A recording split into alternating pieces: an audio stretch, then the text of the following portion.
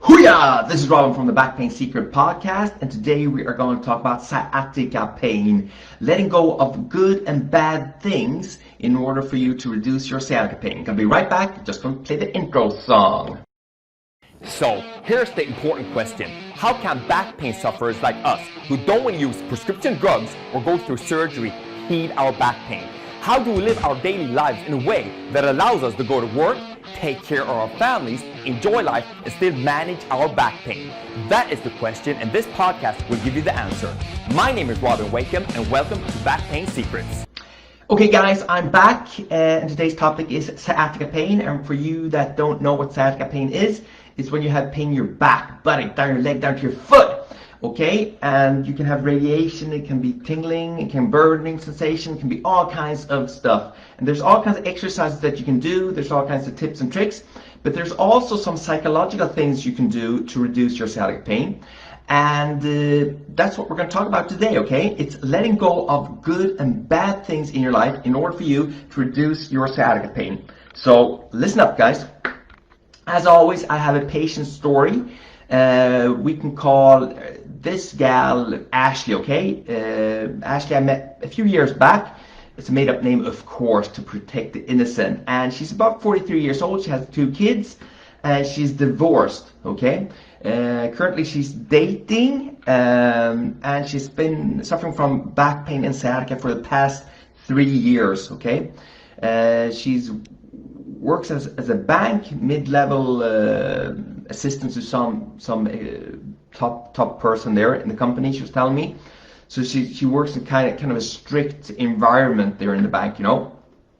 Internally, and this came up after a while, not like the first meeting or anything we had, but she was telling me internally she was feeling like very angry at her ex-husband. You know, they had a bad breakup.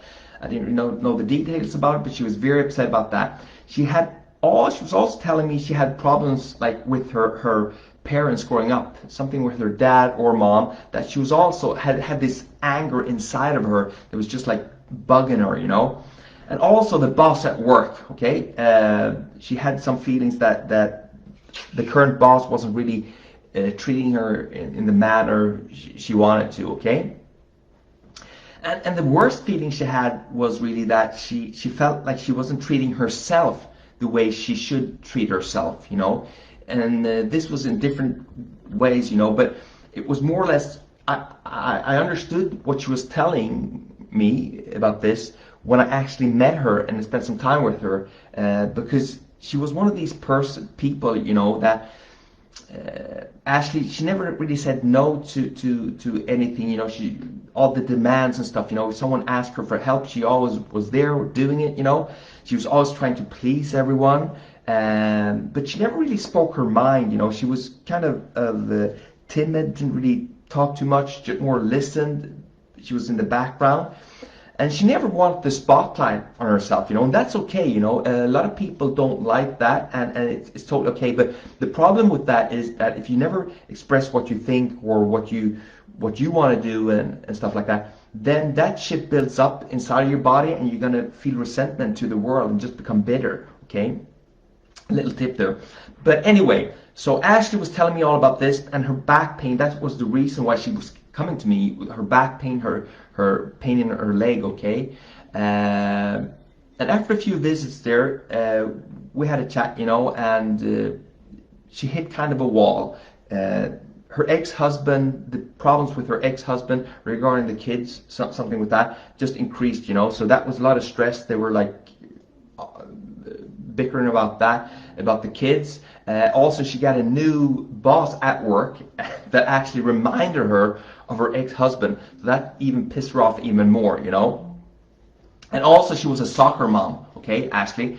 So she was driving these kids around to play soccer, and the problem with that was that she was in her car so much of the time, okay? So basically what happened was that she was sitting all the time, and that irritated her back, and she was also in and out of the car. That was irritating her. And I don't know, she was living like in a country where there's a lot of rain, okay, as well. So what happened was that she was out there in the rain and the cold, and this was irritating her back as well. So her back pain, to conclude everything, the back pain increased quite a bit, especially the sciatica pain that was now radiating down her left leg constantly, okay? So she came to me, we had a chat about this, we talked about all the other stuff as well, and there were all kinds of discussions, you know, and I went through all the usual shit I do with all my back pain patients, you know. I was telling her, you know, you need to walk 30 minutes per day, you know, every morning, never miss that, you know.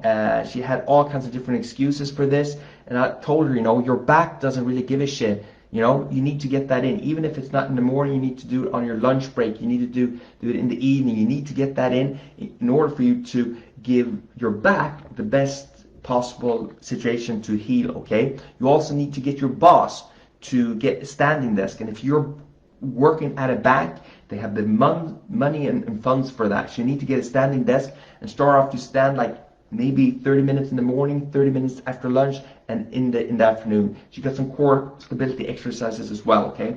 So all of that, that's always something I go through with all of my patients, and it usually helps like 80-90% of them quite well. But a lot of the patients that visit me, they've been around and they have this information, but they have other like psychological stuff that they're going through. And she felt like this anger she had inside herself, that was really irritating her back big time. And the sciatica, she could feel when she was angry, that irritated her even more.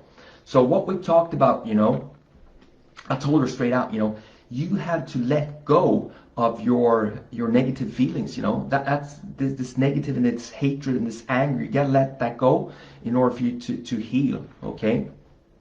So we talked about this. So I gave her some strategies how to letting go of stuff that was causing her pain in her life. And this can be pain, it can be like stuff that happened in the past, and something distinguished there is you have to make this decision that you have to be willing to let go of the stuff in the past in order to move forward, okay? You have to come to that conclusion.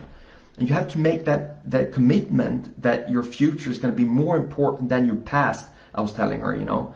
It was hard for her. It was really hard. So if you basically, I told Ashley, you know, if you don't let go of the shit that's going on right now, so what's going to happen, you know, in 1 year, 5 years, 10 years, you know, you're not going to be able to move forward, okay? So you have to these psychological issues that you're dealing with, you have to work through them, okay? And the best way to think about all of this stuff with your husband and your ex-husband and all the other stuff with your parents, you know, what lessons have you learned from these experiences, okay? I know they were hard. I know they might, like the people were treating you bad and stuff. What lessons can you gain from that so you don't repeat history, right? And you have to ask yourself a few questions, Ashley, and this is a good exercise for anyone out there that are constantly not like expressing how they feel and stuff, you know. It's like a new beginning. How do you want to treat yourself? That's very, very important question, you know, to ask yourself. And also, what are the new rules that you're going to live by, okay? So you don't get stuck in that like you were before, you know. And especially, you know, how am I also going to treat other people around myself, you know. A lot of times when you go around, you're angry. You have all this anger, you know. It's a lot of times it's your own fault, you know, because you're not like being honest with yourself. You're not being respectful to yourself, and then you take that out on other people, okay? And you have to see that, or it's a mind switch. Basically, you say to yourself, you know, it's not everything that's bad that happens to your life is bad, okay? It's your life trying to tell you something that you teaching us a lesson so we can move forward, okay? And ask yourself these questions, you know, what do you want for myself? It's so important, you know. What's the next thing in my life to move towards, you know? What is important now, instead of focusing all your energy on that black, hard, bad stuff in the past, you know? You need to look forward, look up at it, okay?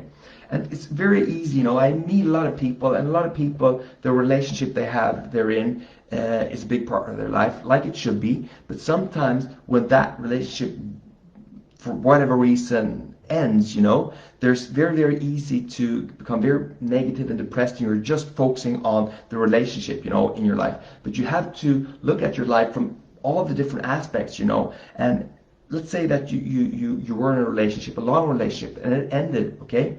So I understand, but you can't just focus on that all the time. You could like look at other areas as well, you know, and just don't force a new relationship too quickly. Could be like focus on your work, you know, your other areas like health, your family, your friends, your career, okay, the quality of life, your emotional life, you know, and eventually you will meet someone that absolutely you're going to connect with, but don't force it, okay? It could be that in all different kinds of in your area or life areas. I'm just talking about your relationship right now, but it could be your job. So if you're in a rut in your relationship, okay, don't force it.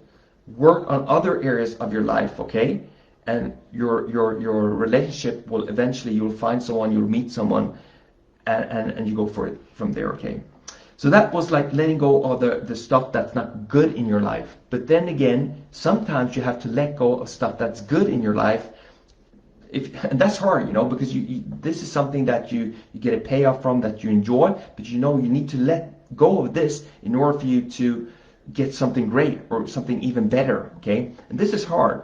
This is a hard thing to do. It could be like a job, you know. I've had plenty of jobs that I enjoyed, but I knew I had to leave that job in order for me to have the time to focus on my own thing, right?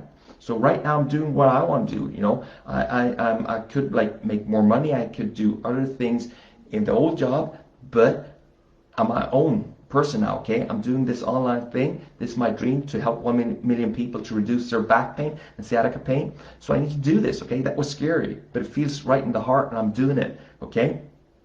Could be like some friends you have that you enjoy hanging out with you, but then you know that they're not good for you for whatever reason, you know. You need to let go of that, okay? Could be like memberships to different groups and stuff. Your finances changes and you can't be in that group. That's something good that you need to leave, for your circumstance has changed, okay?